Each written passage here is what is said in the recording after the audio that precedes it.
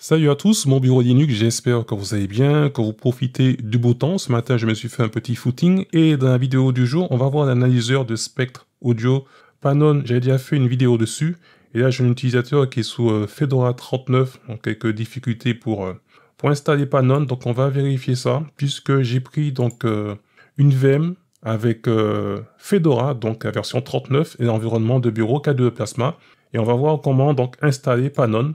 Donc en faisant un clic droit, donc ajouter des composants graphiques, on va faire rechercher. Vu qu'il y a aussi donc Discover, vous pouvez très bien donc installer Panon depuis Discover.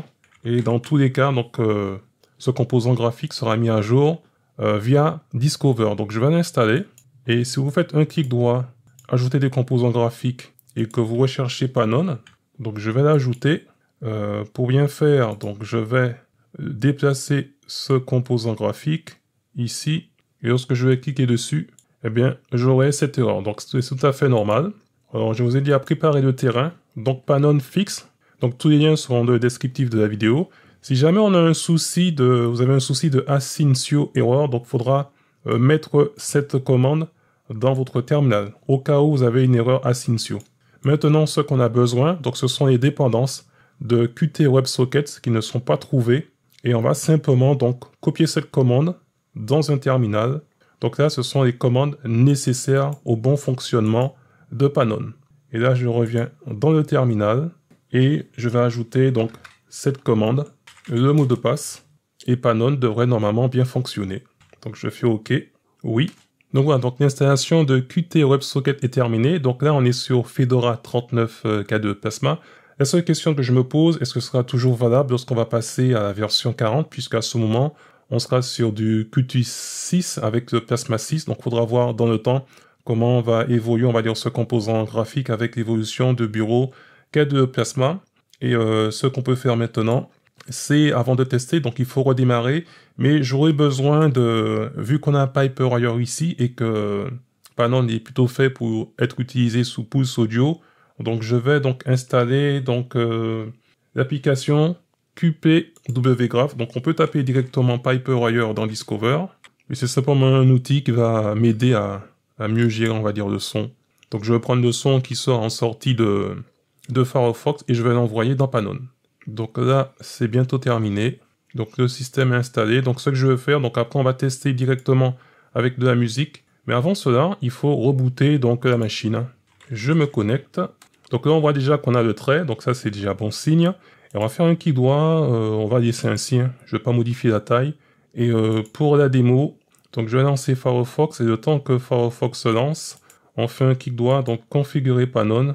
Et normalement, il n'y a pas, on va dire, vous n'avez pas de Piperwire ici par défaut. Mais normalement, ça doit être intégré, hein, puisqu'il y a maintenant du Piperwire avec Pulse Audio. Donc du coup, je vais lancer une petite musique. Donc pour l'instant, rien dans Panon. Et c'est là que j'ai besoin de QPWGraph. Et là, je vais lui dire de prendre le son qui est donc en sortie de Firefox et de m'envoyer ici avec le Python. Donc là, ça correspond ici à l'entrée de Panon. Donc la sortie gauche sur l'entrée gauche et la sortie droite sur l'entrée droite. Et là, j'ai Panon maintenant qui fonctionne correctement. Et après, libre à vous de modifier les effets visuels qui sont, à dire, disponibles dans Panon. Donc là, ce sont les effets visuels en sortie du son qu'il y a dans Firefox. La différence ici, hein, celui que j'ai ici, donc ça c'est le son qui est en provenance de mon micro.